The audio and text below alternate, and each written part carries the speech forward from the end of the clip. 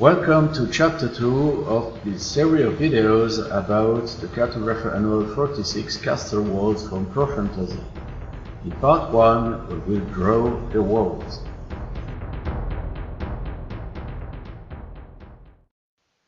To start your map you can draw a sketch on graph paper if you have a scanner, or you can also use lines and arcs with CC3, and in that case we'll need a special treatment we'll see later on to use the double line tools on this sketch.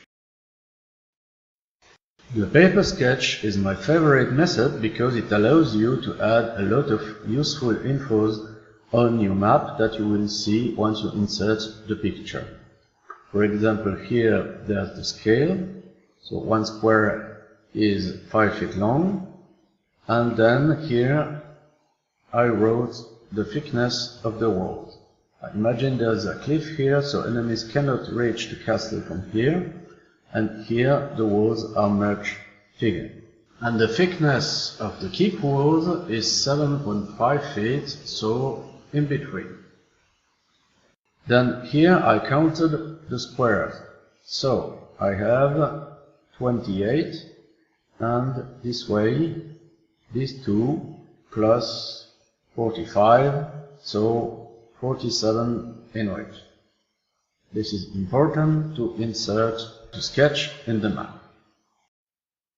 In map units the picture should be 47 times 5 equals 235 feet wide, and 28 times 5 equals 140 feet high. You can also notice that the picture has been cropped to the squares, so it will be easier to insert and to be aligned with the grid of the map. To insert a picture in a map, use the Draw Insert File command. Navigate to the folder where you store the picture and select it. You can see here that the picture has been named with the width and height, so it's easier to remember the value. So click on it and open. For the first corner, it's a good idea to use the origin point, so type 0, 0. And now for the next point, you can use the absolute coordinate if you use the origin point at first, or for any point, including the origin point, you can use the @ sign and the width for the sample map 235, the height 140. Now just center the map on the sketch, and here you are.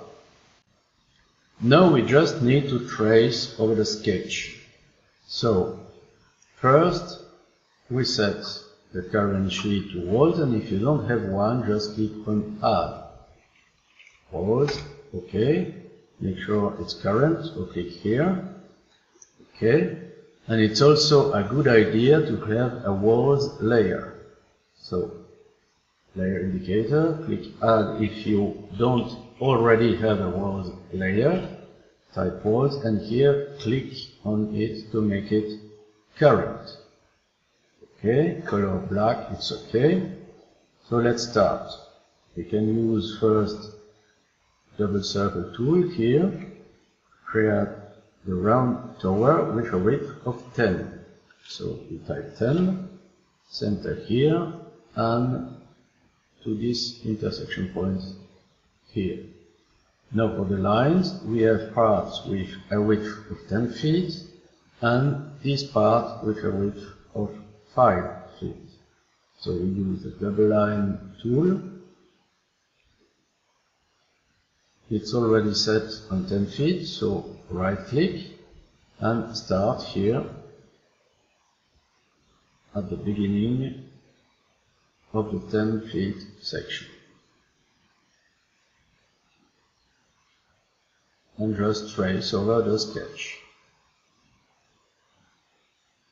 To end, right click.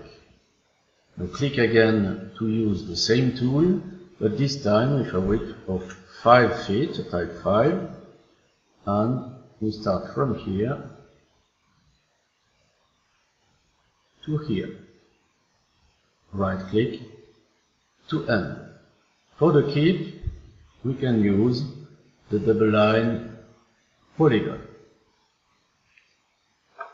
The width is this time 7.5. 1, 2, 3, 4. Right click to end. To better see the result, we can now hide the paper sketch by hiding the construction sheet for the sample map where the paper sketch was placed. You can see that some trimming is needed here and some breaking here. Let's start with the break tool, and with a closed shape like a circle, you must always select it at first on the part to keep. So I must avoid this part here and select it anywhere on this part. And now remember the first chapter with the modifiers. We need to break this circle from this intersection point to this intersection point. So I can use the intersection button here, or just hit the function key F6. So F6 here, F6 here.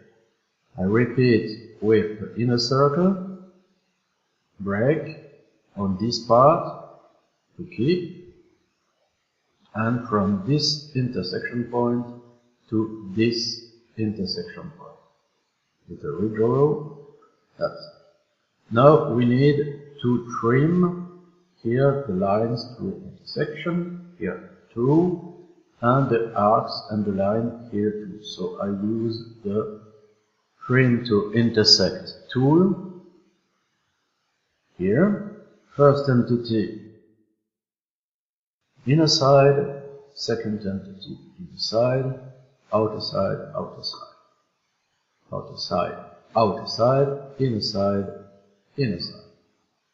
Here, this line, this part to keep to this arc, this line with this part to keep to this arc. Oops.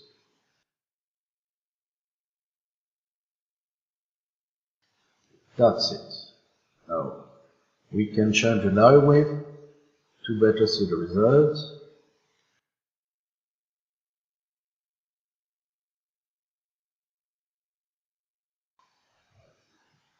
Here it is. If you don't like to sketch on paper, or if you have your sketch on paper but have no scanner, you can sketch the midline of the walls with the Lines tool and the Arc tool from CC3+. Note that this part has been drawn in orange and the rest purple, to remember that this is the part with a line width of 5 feet and here with 10 feet. Now I use the double line tool, specify a width 10 feet and start here. Now remember chapter 1, we saw that the double line tool breaks the line to insert a wall if it meets a line. So when I click the next point here, the tool thinks that this line was a part of a wall, breaks it and stops. So edit, undo, and to circumvent this smart, not so smart feature of the double line, we can use this command here in conjunction with the intersection point modifier. So this is the center line half scale. Scale is 1 to 2, so it scales by half. And if I select all the lines, they are smaller.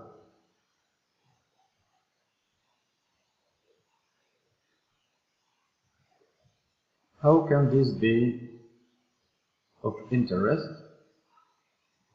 with the tracing of the wall? When I select the double line tool now, with 10, okay, the first point should be here and is in fact the intersection point of this line and this line. So I use the intersection button or the function key F6. F6, intersection of this line and this line. F6, this line and this line. F6, this line and this line. F6, this line and this line. F6, this line and this line. F6, and so on.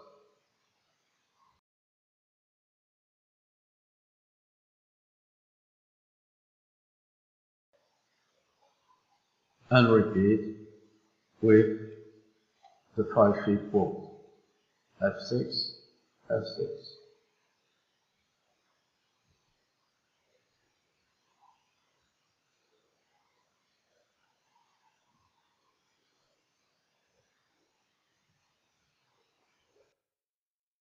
Of course, with such a sketch, I can just guess where the intersection points are because they are nodes of the grid.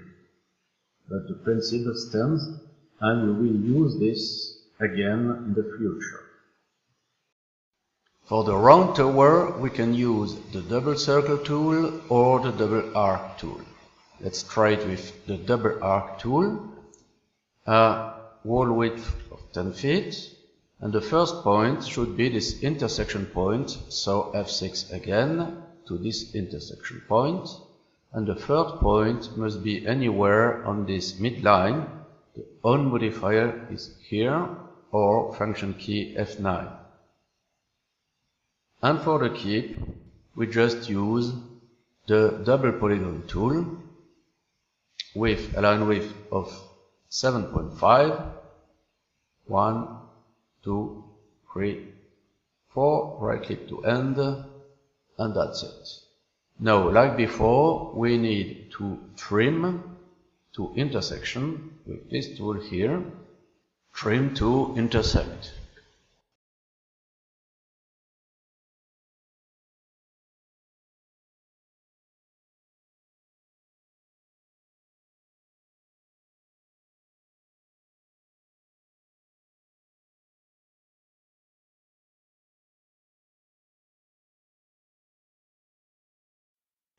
The last way to draw the walls is on the fly.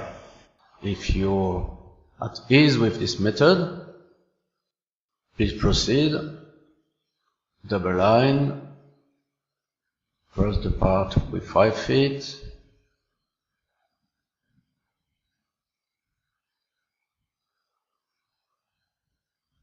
and so on. It's not really my way, so I leave that to you. That's the end of part 1. In part 2, we'll add smaller walls, the dependencies and openings. Thanks for watching.